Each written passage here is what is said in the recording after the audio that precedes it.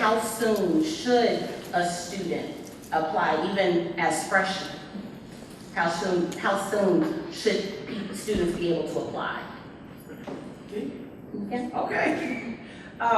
Students, well, you know, there's different criteria with every organization. So whatever your major is, find out when they start accepting applications. Because if you have an opportunity as a sophomore to do an internship, why wouldn't you? That just gives you an earlier start. So it depends on what your major is and what the criteria is in your area of career services, you know, your area, your major area. So I'll just start as soon as possible. Listen, don't wait until you're a senior. Do not wait until you're a senior to start applying, because in some career areas, it's too late already as a senior. So definitely your sophomore year, even your freshman year, start looking, start doing the research, because it's our responsibility, it's your responsibility to do the research. If you know what you're gonna major in as a freshman, you start doing the research to find out, you know, what it is, what's the criteria, and what is required. Making the transition from high school to college and having so much free time on their hand. I know for a fact, I personally struggled a little bit with time management when I first got here, because you don't have mom and dad to tell you it's time to get up. You don't have anyone to tell you it's time to go to class, it's time to go to school. You don't have anyone to tell you it's time to get dressed. So let me ask the panelists, what are some of the challenges that students face with time management in the workplace? I'll respond to that. What I see commonly in my field of law enforcement and public safety is that students that we hire on for internships, sometimes after they have permanent employment, they have a problem with getting up on time for work. That is a big hindrance. Some companies, just like most, have restrictions on how many times you can be late, how many absences that you may have that are excused depending on the situation. Some things that can be done to make sure that doesn't happen to you when you get out and transition from the classroom to the boardroom in corporate America is that you try your best to start now with coming to class on time, practicing that. If you can do that, I assure you that you won't have any problem with managing your time and coming to work on time. Is there anyone that would like to answer that question? I think I'm going to reiterate just a little bit on what Lafayette said. I think one of the main things that I can see as having internships coming into the chamber is the reality of how long it actually takes to complete a project.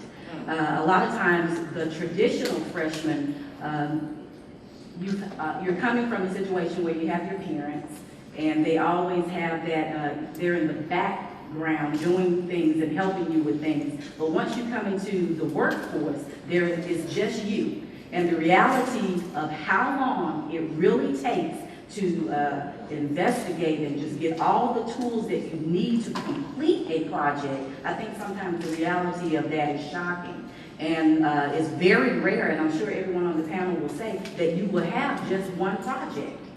Sometimes it's several projects that you will have to work on. It's not just one assignment, it's several assignments. So you have to look at the assignments, look at the overall picture, and come up with a timeline that you can get all of it done accurately in a designated amount of time. So I think the reality sometimes of, oh my goodness, I thought I would have more time. Where did the time go? It could be really scary. Okay, we want to thank you for that. On to the next question we have is, first and foremost, how many students in here have a Twitter, Instagram, YouTube? You just raise your hand real quick. Don't be shy, I got one, I got all three. Okay, with that being said, every minute and every time we pick up the phone, we send a text message. Up to 1,000 per day, and we constantly check Instagram and Twitter and our Facebook.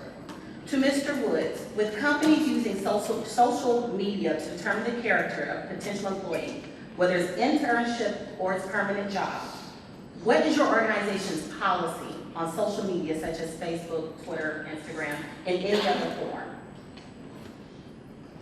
That's an excellent question. As a matter of fact, coincidentally enough, I wrote the policy for our agency regarding social media in the use of social networking. We don't prohibit against it, but we ask, the policy states that you use responsibly, lawfully, and ethically. What I found is that if we do background checks, one of the first things we ask is do that person that applies to that job, whether it be an internship or permanent placement within our agency, whether or not they have a Facebook or social media page. 10 years ago, 20 years ago, Facebook and social media was not as relevant as it is now. Things have changed a lot. You have a lot of business social media networks like LinkedIn. Our policy prohibits anybody from using those sites, means of trying to go on and defame somebody's character, because ultimately you represent the company that you work for. Whether you're on duty, off duty, you still represent that company. And if you're posting things, a transmission of seeing pictures, things that are going to be offensive to somebody else, that's most certainly a concern of any company, especially somebody who's in the field of law enforcement public safety. A violation of any of those policies or procedures regarding that could result in anywhere from suspension or termination. Lastly on that, I think there's a common misconception that people, for instance, I had a conversation a couple days through the beat when we talked to some of the students in classrooms that they didn't know that once you delete a page on Facebook, it's really not deleted. It's just postponed. If you try and you delete it, and you go back and you put your email address you originally used, your password, it pops back up and all your information is still there. There are certain systems we use as law enforcement agencies in terms of doing background checks as a resource to find out whether or not you do have one. Because even if you say you don't have one in the process, we're still going to check. And there are ways that we can find out. It doesn't even have to be associated with your birth name. We got ways and avenues of finding out whether or not you have one. And we go through that.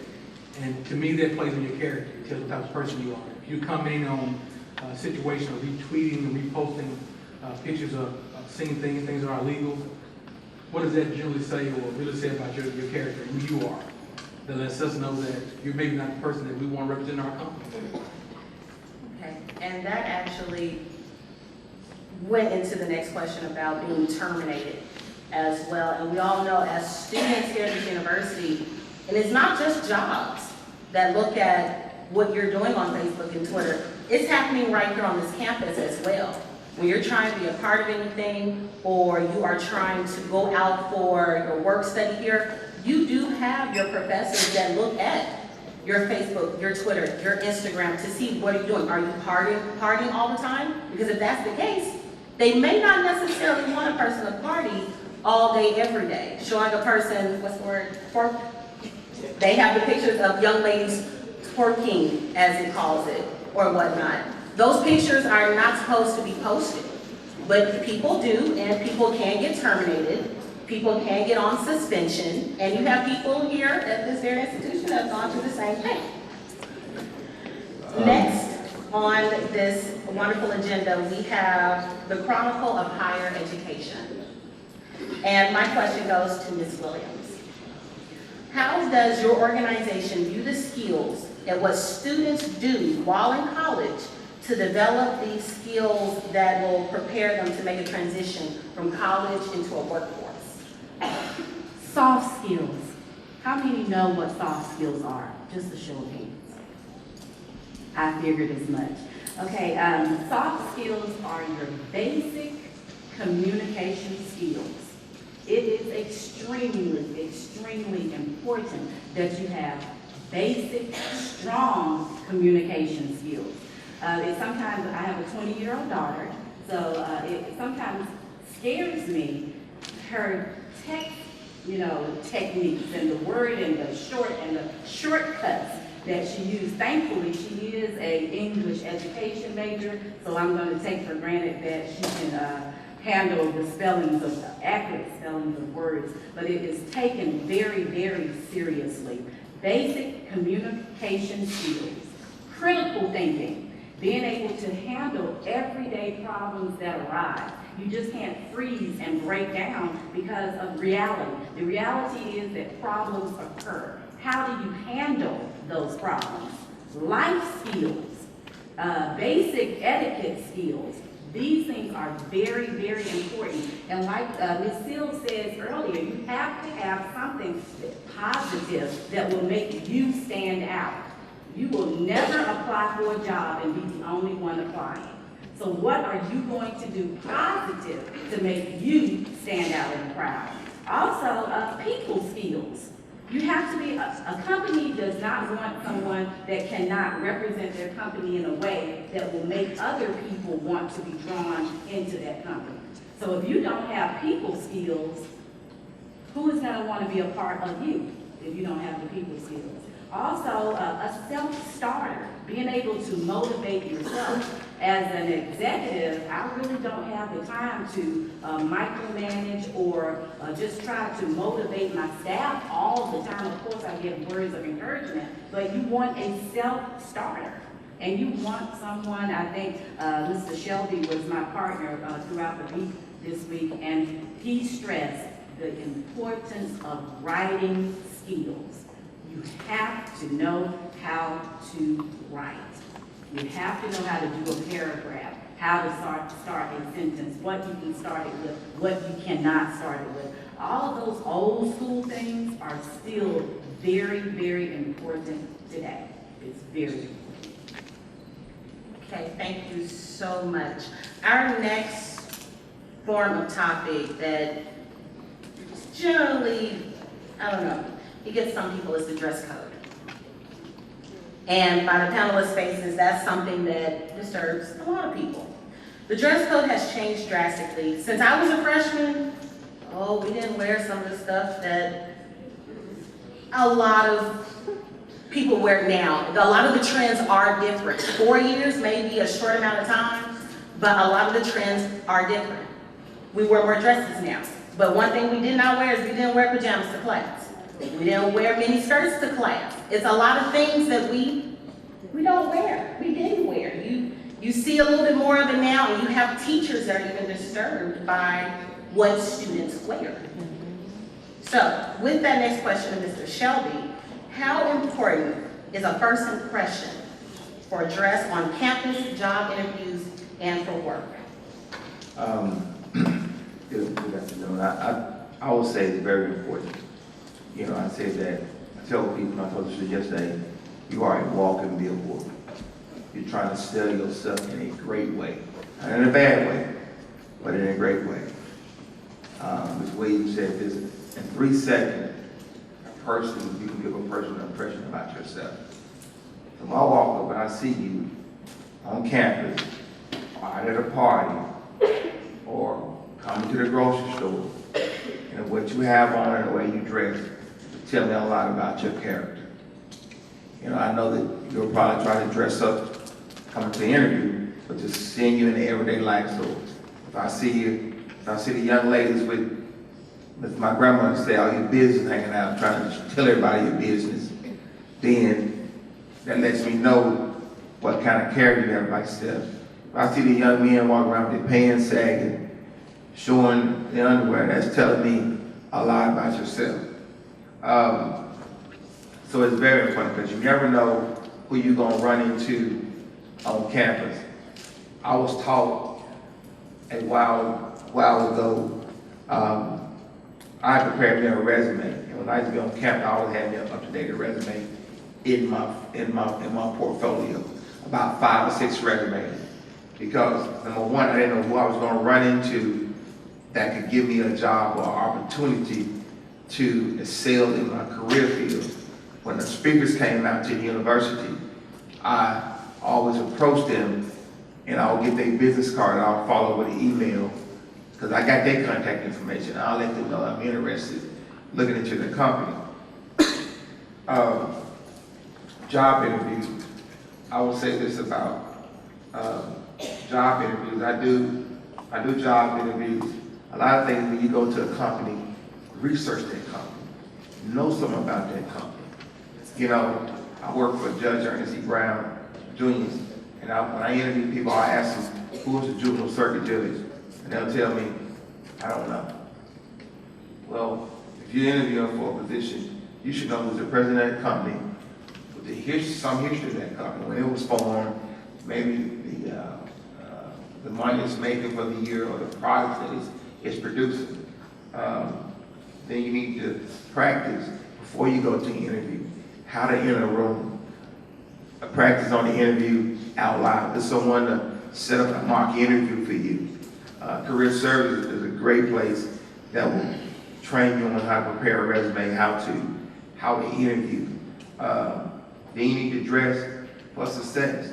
Always dress something that's going to make them remember you when you come in that room or when you leave. Be conscious of the interview. What to ask, how you sitting. Don't go in there and sit all crazy. Women don't go in there and sit your legs all open. I'm telling you, I've had women come in there with stuff like they going to the club. And I'm serious. I can tell you some stories that will, and later you can see me, I can tell you stories that will have your mouth hanging to the floor. The end of it is work. If you're working, if you get a job, be there your first day at least 30 minutes early. I don't care if there's nobody else in the building. Be there.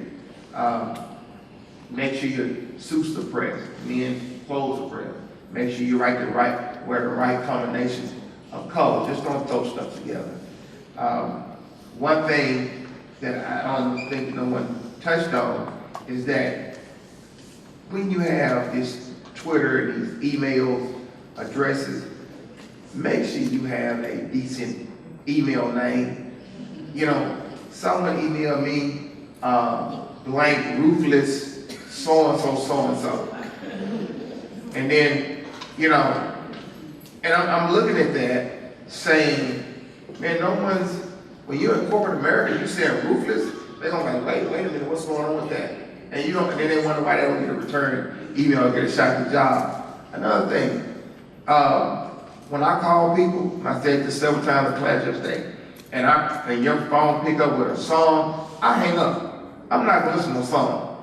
You know, everyone want to put music in, but no, you should have a proper voicemail on your phone. And if you want to keep a song on your phone, that's fine. But you limit yourself. Though when I call interns and this rap music coming on, this other music, I hang the phone up. I don't want to listen to that. If you're not gonna pick the phone, I want to hear a voicemail. If you got voicemail and then you say, well, this person not sent me a voicemail up yet, to me that's laziness. You must not want to leave you no message. I'm gonna keep calling you back. So I'm gonna go on to my next intern. You know, and always, ladies and gentlemen, always have you a interview suit, clean, ready to be prepared, because you might get a call and they might say, I need you to come in this evening or this afternoon or tomorrow for an interview, and you gotta go get it. Another thing, be well groomed, great hygiene. Don't come in all the crazy colors in your hair, men crazy designs in your hair, ladies wearing crazy fingernail polish. You know, that's not what companies are looking for. So you are what you are, and so what you wear and how you dress and how you speak says a lot about your character. Thank you.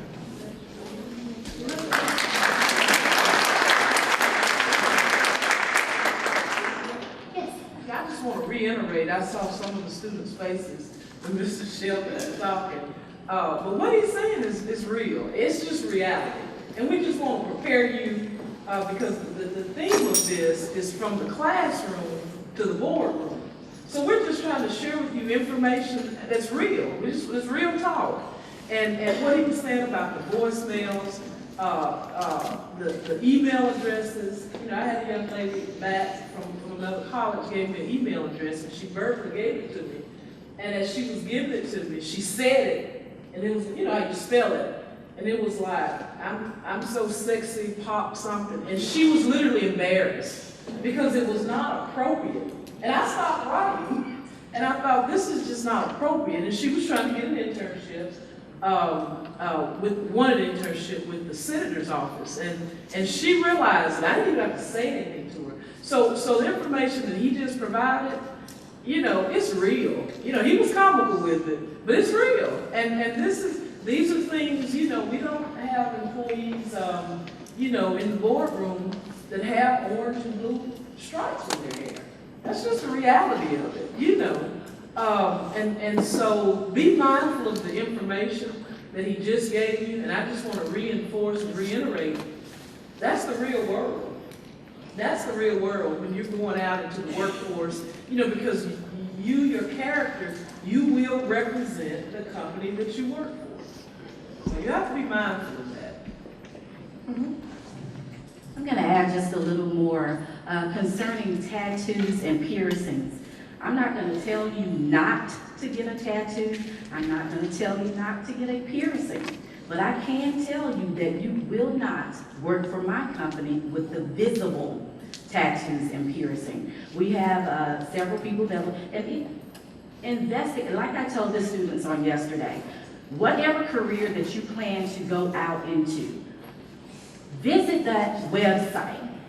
Most companies now have a picture page and where they have pictures of the faculty or staff at different events. Look at those people. If you don't see dreads, braids, tattoos, what are the chances that you're going to be the first one that they hire that look that way? You know, okay, I'm not getting rid of my dreads. I got a tattoo. That is your prerogative. You are more than welcome to do so. But I can tell you that you will not work at my company or pretty much any of the 827 representatives that are in the Pine Bluff Regional Chamber of Commerce. You will not represent them either. So I'm not going to say not to, because as you all clearly let us know a lot of times that you're grown. So in making those decisions, be careful where you put them. If you want a piercing, be responsible. Put it in a place that it is removable quickly. If you want a tattoo, put it in a place that you can dress in a way. Don't put it all here and here. You know, think about it. You are limiting yourself in what you can wear. You are limiting yourself in the job that you can obtain. So just be very, very careful. I'm not trying to take it from you or give it to you. I'm just telling you that so many organizations see it as unacceptable. So whatever career you're planning on going in, visit those company websites and look at and see what the people that represent that company look like. And that's what you need to be preparing yourself to look like now. Thank you so much. Thank you. Let's give all of our panelists a round of applause.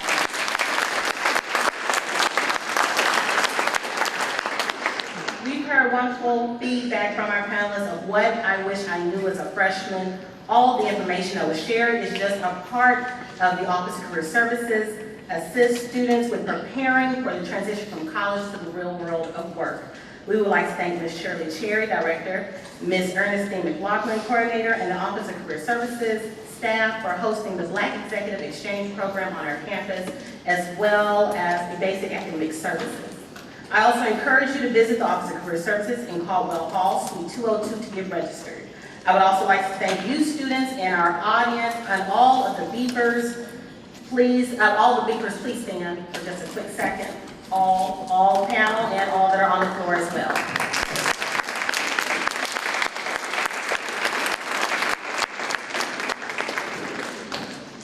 To Ms. Kamira Seals, Ms. Ann Williams, Mr. Roger Shelby, and Major Lafayette Woods, we would also like to thank you all for coming and talking to the freshman class. And now lastly to our panelists, is there any last advice that you would like to give our freshmen before we all depart? Yeah, I guess I'll start. What I would like to tell you is always be professional and watch out where you go, what kind of parties you attend, what type of photos that you're taking while you're in college. Don't get drawn into the hype. You know, if you pledge this fraternity or sorority, don't let the letters make you, you make the letters. Yes. If you didn't do it before you joined it, don't start getting involved. Because you take these inappropriate pictures, you get a good job, and someone gets jealous, there's gonna be some jealous folks out there, they send that picture into your corporate, to your president of the company or the supervisor, they're gonna be like, wow, what's going on? You didn't let me know about this. So they might look at, a job could be in jeopardy. Always remember, whatever you do, you want to make sure you get you into the Hall of Fame. And what I mean by that is, you're doing something that can't put you in the Hall of Fame, don't do it. And the last thing I want to leave you with, this is what I live by. I live by 3 D's. These are good D's. First of all, you must be disciplined. And whatever you do and decide to do, you must be dedication. You must be dedicated. And then determination. You must be determined. So those are 3 good D's. Thank you. I just like to say, always put your best foot forward. Whatever you do, give your very best. Give 100%. Write a plan, know where you're going, and know how to get there. Write a plan, write it out on paper. If it's in your head, it's a thought. If it's on paper, it's a plan. And execute the plan. And have an avenue to get from point A to point B to C and enjoy the journey as you go. I would like to add this, and throughout the talking and everything we've done, doing the BEAT program and last year's YMTF, one thing that resonates with me that I try to just convey to everybody I talk to that's a youth or teenager, grade school, high school, college, is that you have 3 main things that you have to remember that you're mindful of are records. Things are written down that are permanent. Your academic record is permanent. Once you graduate, those records are there for employees to review, go back and look at. Your credit score, be mindful of it. It can decide whether or not you get a job, because ultimately some companies provide you with credit cards for travel, expenses.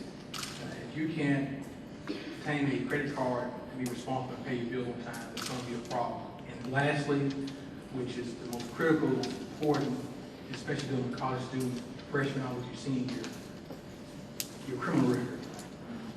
Do not get caught up being guilty by association, by somebody you surrounded yourself with that was doing the total opposite of what you were doing. Anywhere from down to a traffic fine that would normally cost you $75, but because you didn't pay it, didn't pay your obligation to the courts, they turned into a warrant. You were arrested on a misdemeanor traffic offense. That record is going to follow you. If you go out here and you shoplift with Class A misdemeanor and you get caught shoplifting, that record is going to follow you. People can talk about expungements and pardons. That doesn't mean deletion or erased.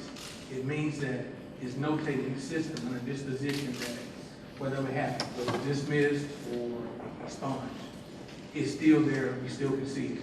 Be mindful of that. Because I promise you, if you mess up and you get arrested, you get charged, and it goes in your record, it takes, say, 2 or 3 seconds to get in trouble, but it takes a lifetime to get out of it. I think mine is really fair and simple. Live, dress, speak. Live today, dress today, speak today, where you see yourself tomorrow. Live today. The things that you do today will affect your tomorrow. The way you dress today will affect your tomorrow. And definitely the way you speak today will reflect your tomorrow. Live, dress, and speak today where you see yourself tomorrow. Well, thank you for coming to this particular Black Executive Exchange Program for Career Services and Basic Academic Services.